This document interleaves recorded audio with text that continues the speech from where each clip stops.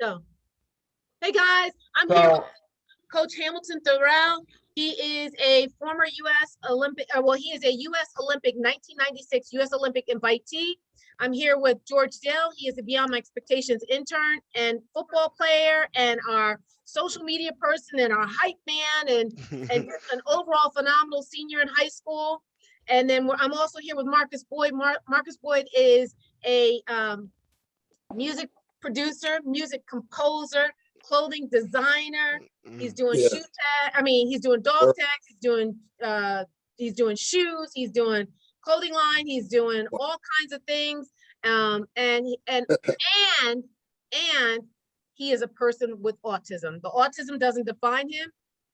His success, his love of life, his passion, the things that he's teaching me are awesome. So in the process of teaching me and teaching us, he had a question for Coach Thorell.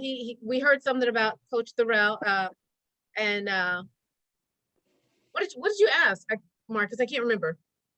well, it's a statement. I said that he's the first African American male that I ever met that was a cheerleader. So I give him kudos. My hat goes off to him because there's legacy, there's history. Oh, wow. Can you tell us about it, Coach? Yeah, well, like I was saying before too, one of my sports that I competed in, one of my first passions is actually gymnastics. I used to, like many kids have done, I used to what we call tumble, which do flips in the backyard. I was like the neighborhood champion. And actually people that I've beaten and competed against, when they find out somebody else can go do flips, they would bring them to me so we could compete to see if they could dethrone me. And I was the neighborhood champion and just doing flips. And so I guess I used to flip off the porch. My parents like, let's give him some training so he don't kill himself. So I went, because I was gonna flip, So I competed in gymnastics for 5 years, was state champion. And then fast forward to college, was where the cheerleading came in. I wasn't, one of my injuries, I wasn't doing football anymore. And I had, and I still had a year of eligibility to participate in sports. And of course, the guys, they knew that I could, tumble and do flips and stuff like that. So one day on the yard in college, we were just playing around and I was doing flips in the grass. And the cheerleading coach, happened by, and she was like, "Do that again." And no, because I'm just playing. I'm just, and doing flips. And so, long story short, she invited me to come out and try out for the cheerleading team. So it was me and a couple of other guys that went, and it was a great experience. It was nothing that like I anticipated. I am under the belief cheerleading is a sport now. I didn't think so, but we competed, and we competed on trying for the national level. It is a sport. You see people from all over the country, and whew, it's crazy, but it's fun. But I appreciate that, man. It's a few of us in cheerleading and gymnastics. If you were to teach us like the easiest or one of the easiest cheerleading stunts, like what would it be? Like what's something that is like a stunt? Like maybe even challenge Marcus to do it. You said a stunt? No, not a stunt. No. Easiest thing is put your hands up like that. Marcus, I can't sign you up for something else. No. Listen, man, trying to coordinate between, because as a guy, of course, I was one of the ones that was throwing people up in the air too. So we were paired off with partners, and then we came together to make what we call pyramids and things like that. So in games, in front of the game, in front of the crowd, we're with our partner. So I'm throwing them up grabbing their waist, throwing them up, holding my hand straight up in the air, and their feet land in my hand. And so, stunts like that. But we're doing it, in sync with all the other people doing it. So things like that. You went low. I said, so are you all gonna throw me up in the air and somebody's gonna catch my feet with their hands? You really have to get those medical professionals there if that's going to Yeah, happen. yeah. Really gonna have to have everybody there. Everybody. If I have to have a neurosurgeon, everybody. Yeah. But Marcus, yeah, it you was wouldn't a great catch time. me. You wouldn't catch my No. butt with your hands. He Gonna be said, "I totally ain't even honest gonna with lie. you. Not even gonna lie, no. Gonna keep it straight. No. Yeah, no, not gonna do it. If you need to take a few minutes to think about it, just take a few minutes. Don't rush and make a decision. I believe his mind made up. And Listen, Coach listen. Terrell, you are the coach. Come on now. You mean to tell me you can't coach us? Not them to do days, that, them days no. are past them now. No. Woo. I might just come up with a cheer. That's it. What are you thinking, Marcus? What are you thinking?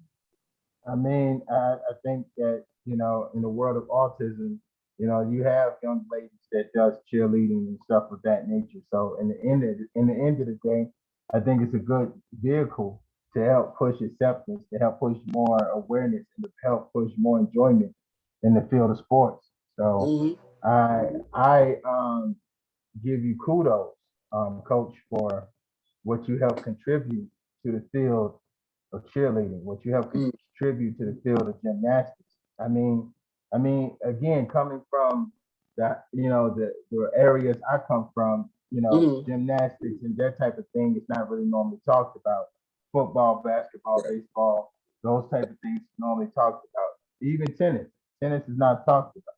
You know what I'm saying? So Mhm. any type of sport that is going to help with the inclusion of number one, autism and autism kids and individuals, and I think it's worth a shot.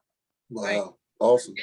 And having the right coach, having the right person to do it. I mean, because things can be taught, but if you don't have the right demeanor, the right temperance, the right, you know, insight, the right compassion, you know, then you can actually steer somebody away from ever doing it again. Right. You know, Right. and I mean, I found with my sons and other and even students in general, if you don't know what you're doing and teaching them, you can actually be a great deterrent and create fear of failure in anyone, you know. Exactly. I mean, George, I mean, you know what it's like when you have a teacher who's not quite meshing. Right. Yeah, I had a lot of I had a coach one time that he didn't really get along well with the players, but I could understand his message and the reason and the way he taught. So I used that to try to help them. So I basically became like the secondary coach. Right. And I just, because I knew that not everybody would get his method of coaching, because not everybody adapts to the same way. So you have to have like that secondary coach, like Tom Brady, for example, when he was under Bill Belichick. You know, not everybody could adapt under the system that Bill Belichick had. That's why Tom Brady was there, you know, telling them, hey, it's okay, you know, you could just listen to me. You know, it's not that big deal. He's just trying to make you better, something like that. Exactly. And what a lot of people don't, coaches fail to realize is just because you played a sport and can be passionate about that sport, that doesn't mean you're a good coach. That doesn't make you a good coach. You can be technically sound, but that doesn't make you a good coach. You have to have passion for the sport, but also passion for the individuals within that sport, because you have to develop those individuals not only into the best player for that particular sport, but you have to develop them as human beings as well. Sport can teach lessons. Well, they're going to teach lessons, good or bad, that you're going to take with you in life, just like a teacher. So you have to have not only passion and knowledge of the sport, but a real passion and knowledge for how to handle people, and people should be your love. Yeah, I agree. Well, see, that's why, you know, coach needs to be the coach for the autism team and stuff of that nature. So I think he just signed his deal with us, so he can go ahead and coach us. You know what I'm saying? Stuff of that nature, because he understands people. So we're reeling them in. Yeah. So, Yeah. hey, This Marcus. is more than just sport. Hey, Marcus, you know, you might be able to pull Coach Cottrell to the side and say, hey, look, you know what? Let's create some joint classes, some Zumba classes, not Zoom classes, some Zoom classes where you can teach individuals, since you already have the compassion, the knowledge, the insight, right? Since you've already trained superstar athletes, but yet you've also trained, you know, individuals who are rehabbing. Why not see?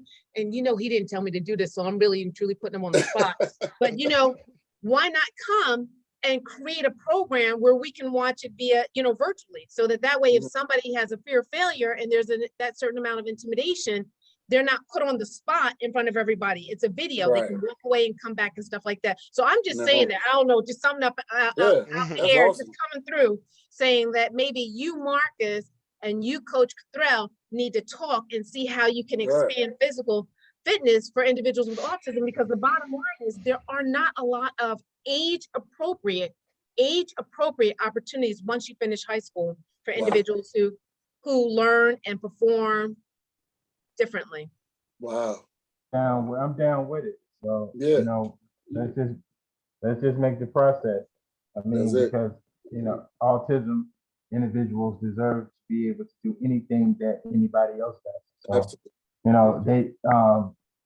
know, they deserve to go beyond their expectations. Absolutely. Yeah. Absolutely. Let's make it happen. Yeah. All right. So I'm going to share the information between you two and make sure that you connect. And I would love to hear what you two come up with as far as next steps. Maybe we can have another interview where you guys can discuss what your next steps are. You know, like I said, especially if you want to do something virtually, because you are near Moxville. Not right now. Near Moxville, Winston-Salem. I'm closer to Atlanta. Are you familiar with Winston-Salem, Marcus? Well, I mean, I am. My great uncle been in Winston-Salem for 30 years. Like yesterday, I just found out that he had a website that he's been a tennis coach out there for 30 some years. I'm not abreast to my family history, you know what I'm saying? But I knew when she said Winston-Salem, I knew my uncle Howard Moore lived right there in Winston. So. Have you heard that name before? You said Alan Moore? No, Howard. Howard Moore? Okay. Howard Moore. He's the only, he's the first tennis coach out there. That sounds familiar, Howard Moore. Yeah. Well, you guys might get together and gymnastics, tennis, you know, a fitness program, strengthening program, whatever it may be. But I see some things. I see some things. So anyway, my kids were teaching me the snake. Is that the snake or something? Am I getting it? I have no idea what that is. Don't do that. Don't do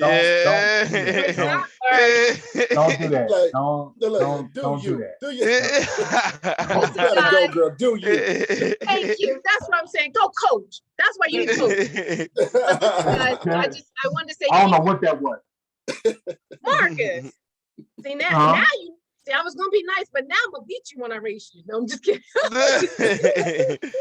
You will too. You will. But listen, guys, I just wanted to say thank you once again so much for just having this discussion about gymnastics, about life in general. I mean, it's great when we can come and talk about different things and have fun and you know what, just learn and grow about each other. So we are once again planning an event in September, which would be a relay race. And we will hopefully see Coach Hamilton and Marcus and George and myself there, of course, with me winning. But we will hopefully see in September. And stay tuned for more information about the upcoming Beyond My Expectations LLC relay. Thanks again. Thanks again, guys. Yep. Take care. Sir.